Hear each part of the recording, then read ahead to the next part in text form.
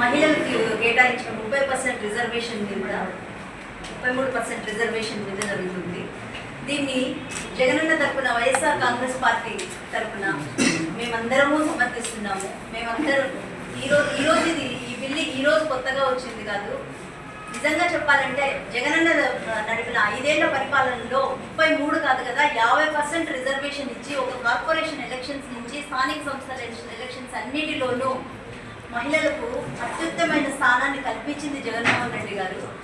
ఆ రోజు 5 ఏళ్ల పరిపాలనలో డిప్యూటీ మేయర్ల కాడి నుంచి కార్పొరేటర్ల కాడి నుంచి దగ్గర 54% రిజర్వేషన్ మహిళలకు కేటాయించి జగన్మోహన్ రెడ్డి గారు మహిళలకు పెద్ద పీట వేశారు. అంతేకాకుండా తన మంత్రిమండలిలో దాదాపు హోమ్ మినిస్టర్గా డిప్యూటీ సీఎంలుగా చాలామంది మహిళలకు సదావకాశాన్ని కల్పించి వాళ్ళకు రాజకీయ సామాజిక భవిష్యత్తును కేటాయించారు.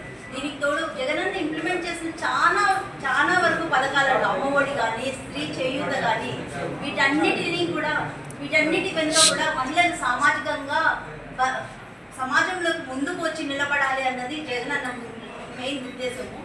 దానికి అనుగుణంగానే ఈరోజు చాలా వరకు మహిళలు అన్ని విషయాల్లో తమ వంతుగా మేమున్నాము అంటూ ముందుకొచ్చి అన్నిట్లో నిలబడుతున్నారు. సో ఈ 33% రిజర్వేషన్ అనేది మేమందరము సమర్థిస్తున్నాము. మేమందరము జగనన్న బాటలు నడుస్తూ దీనికి 100% మా మద్దతును ప్రకటిస్తున్నాము. Thank you.